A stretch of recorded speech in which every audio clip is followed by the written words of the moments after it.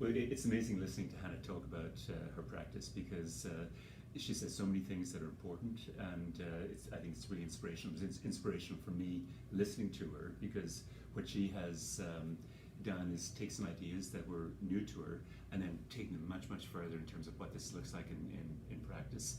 And it illustrates something that I've talked about in a number of presentations recently, that when we look at the growth of multilingual pedagogies, they've often come about as a result of dialogue between university-based researchers and educators, but it's the educators who are the knowledge generators, and they're the ones who have pursued innovations in their classrooms. They have shown what's possible, and I think that relationship can be really, really powerful. So when teachers position themselves and are positioned by others as knowledge generators, rather than just people who receive research and then try to implement it, I think it's a much more powerful identity for the teachers to take up. And the importance of being a knowledge generator in this context is that there are no formulas, there are no teacher manuals on the wall that you can take out and say, okay, here's how you teach a mini United Nations in your classroom. You've got 15 different language groups. There's nothing that says here's best practice for that.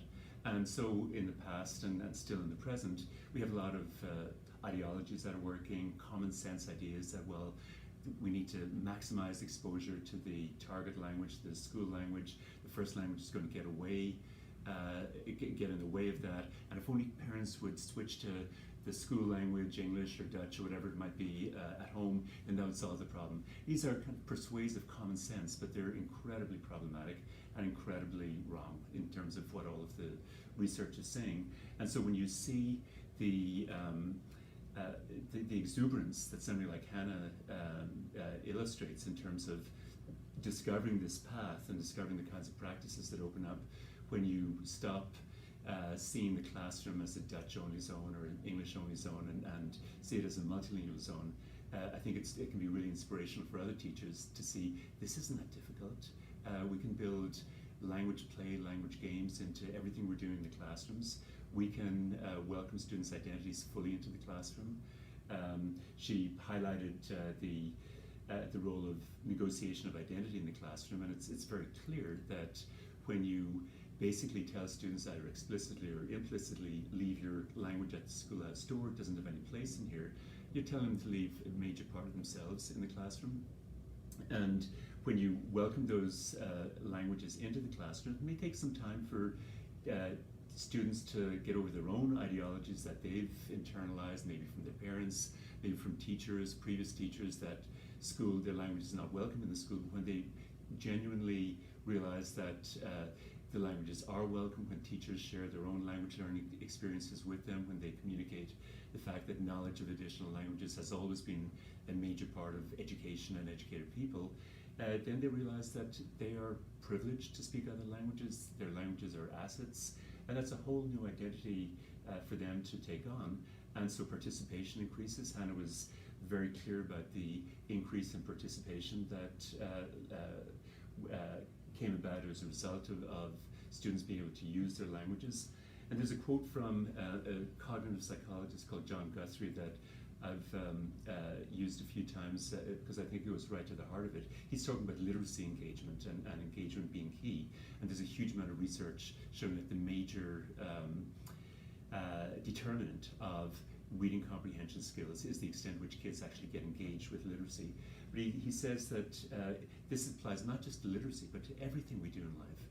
He says that for any skill that we acquire, some initial instruction may be useful, like teaching kids some of the basics of decoding skills and sound and symbol relationships is useful.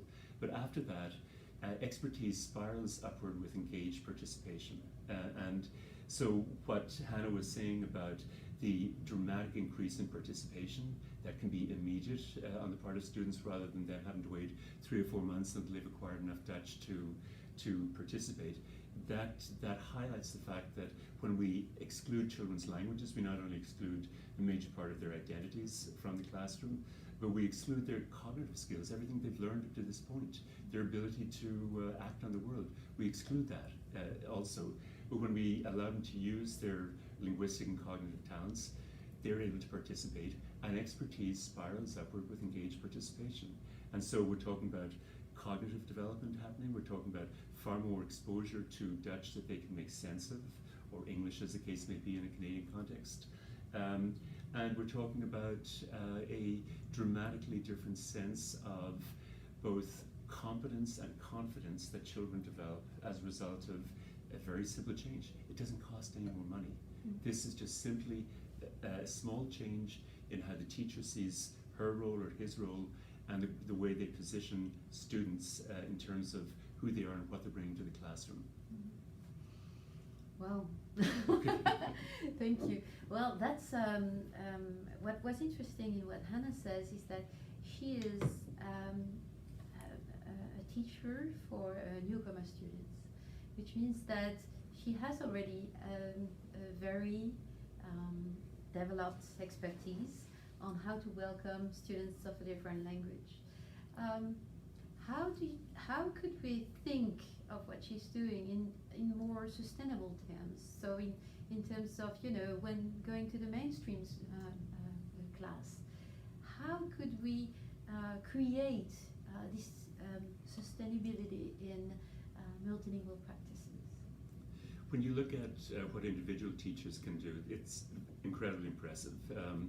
One of the teachers that colleagues of mine and I worked with over a number of years, a person called Lisa Leone, who worked in the York Region Board, was incredibly brilliant in her practice and in welcoming kids' languages into the classroom, getting them to write dual language books.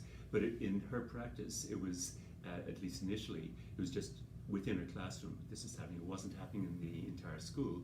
And so students would note the fact that in Ms. Leone's class, they were very, very welcome to use their languages, and their languages were seen as something positive, but they were reprimanded in other classes for using the languages.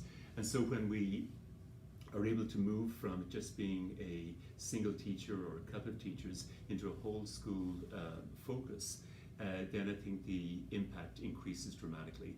And obviously that process is helped if the school principal and vice principals are aware of the research on language awareness, aware of some of the research relating to multilingualism. But unfortunately, in a lot of contexts, that's not the case, because a lot of principals, in addition to teachers, have not had the opportunity to acquire that information or that knowledge.